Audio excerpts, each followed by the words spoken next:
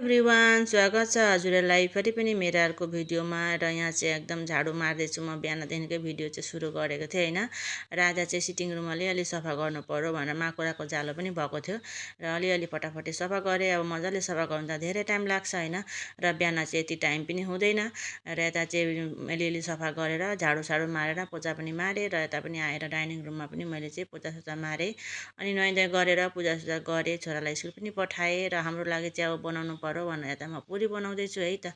र यहाँ चाहिँ यति मजाले पुरी फुलेको थियो र हामीले पनि ब्रेकफास्टहरू खाएर यता जानुको लागि रेडी हुँदैछौँ।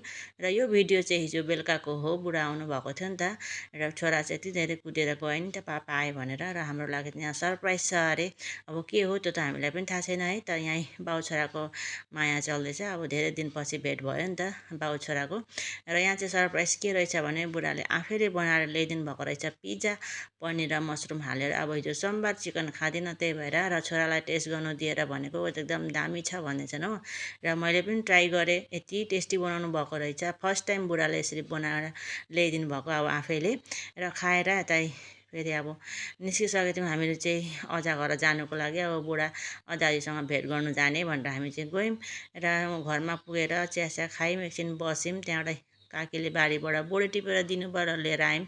अनि छोराको पनि स्कुल छुट्टी भएको थियो, हामी चाहिँ लिएर फेरि गयौँ सेन्टरतिर चिकन लिनुको लागिलाई। चिकन लिएर आयौँ, लोकल चिकन लिएर आएको आज चाहिँ। र अब हस्बेन्ड चाहिँ जानुहुन्छ होइन अहिले एकछिनमै, अनि खानासाना खाएर जानुहुन्छ। र यहाँ चाहिँ चिकन ल्याएर धुलाएर राखेँ अनि म चाहिँ यहाँ लसुन प्याजहरू लिएर पुरा काट्नु थालेँ अब। र यहाँ अब म चाहिँ आज बनाउँदिनँ है त, आज चाहिँ बुढाले बनाउनुहुन्छ होइन चिकन, त्यही भएर म चाहिँ मसलाहरू सबै थोक रेडी गरिदिन्छु तपाईँ पकाउनु भनेर भनेछु नि त। अनि त्यही भएर म यहाँ फटाफटी मसला पिस्दैछु।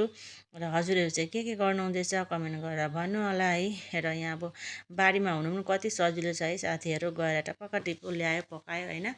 र यहाँ चाहिँ कुमुरा कस्तो मजाले भएको रहेछ, लिएर आएर यहाँ बुढाले काट्नु हुँदैछ। अब मासुमा कुमुरा हालेर खानु त दामी हुन्छ नि त होइन।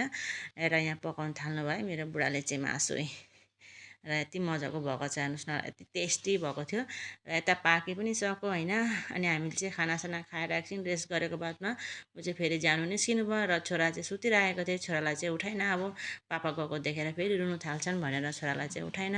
र बुढा गएको एकछिन बादमा चाहिँ हेर्नुहोस् न यति जोडले पानी परेको नि त, यस्तो कालो भएको थियो। 4 मात्रै बजेको थियो होइन, एकदम बेलुकै भएको जस्तै भयो हो। र आजको लागि यति नै, फेरि भेटौँला अर्को भिडियोमा। भिडियो मन परे लाइक कमेन्ट सेयर गरिदिनु होला।